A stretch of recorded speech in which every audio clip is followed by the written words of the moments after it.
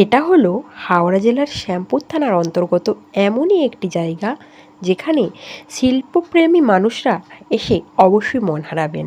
হ্যাঁ, আমি বলছি কবি, লেখক, শিল্পী পূর্ণেন্দু পত্রীর স্মৃতি বিজড়িত একটি স্থানের কথা। ছবি আঁকা, গান সহ বিভিন্ন ধরনের ক্লাসও হয়ে থাকে। এখানে বিভিন্ন রকম সাংস্কৃতিক অনুষ্ঠানও হয়। অতিথি আপ্যায়নের সুব্যবস্থাও এখানে রয়েছে। যারা দূর থেকে আসবেন ভাবছেন, নির্দ্বিধায় চলে আসতে পারেন একটা দিন ছুটি কাটাতে। প্রকৃতির মাঝে নিরিবিলিতে কীভাবে সময়টা কেটে যাবে বুঝতেই পারবেন না। কিভাবে আসবেন? উলুবেড়িয়া থেকে যে কোনো গাড়িতে 58 গেট থেকে টোটো ধরে পূর্ণেন্দু পত্রী শিল্পগ্রাম। আর যারা বাগনান হয়ে আসবেন তারা শ্যামপুর হয়ে 58 গেট এসে সেখান থেকে টোটোতে আসতে পারেন। যারা বাই কার আসতে চাইছে তারা নির্দ্বিধায় হাই রোড থেকে গুগল ম্যাপে খুঁজে নিতেই পারেন পূর্ণেন্দু শিল্পগ্রাম। আশা করছি আসতে কোনো অসুবিধাই হবে না। এই ভিডিওর মাধ্যমে আমি যতটা তুলে ধরা যায় চেষ্টা করেছি তুলে ধরার।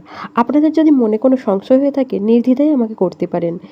এই যে দেখছেন অতিথি আপ্যায়নের ব্যবস্থা, এখানে অতিথিদের রাখা হয়। এখানে বিভিন্ন ধরনের পোড়ামাটির শিল্প তুলে ধরা হয়েছে চারপাশ জুড়ে। আমি হয়তো এই ভিডিওতে সবটা পরিষ্কার দেখাতে পারলাম না, কিন্তু আপনারা যদি হাতে সময় নিয়ে আসেন অবশ্যই দেখে নিতে পারবেন। আমার হাতে খুব সময় কম থাকায় আমি খুব তাড়াতাড়ি জায়গাটি ঘুরে দেখেছিলাম। এই দেখুন কেমন গাছের কাঠ দিয়ে বানিয়ে নিয়েছে ছাগল। এটা হলো পিছন দিকের অংশ যেখানে পুকুর আছে। এই দিকগুলো যেগুলো এতক্ষণ দেখাচ্ছিলাম এগুলো সামনের দিকের অংশ। সবটাতে যে আমি দেখাতে পেরেছি তেমনটা নয়।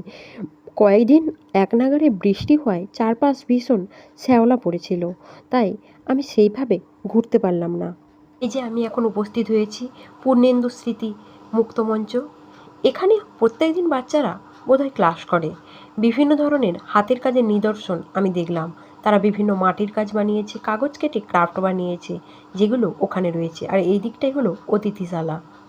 এখানে বেশ কিছু হাতের কাজের নিদর্শন পেলাম। শিল্পীর সুন্দর শিল্প প্রতিভা যে কিভাবে ফুটে উঠেছে তা এখানে না এলে বুঝতেই পারতাম না। এটা প্রদর্শনীশালার একদম সামনের অংশ। এতক্ষণ যে কথা বলছিলাম এই যে সেই হলাম আমি।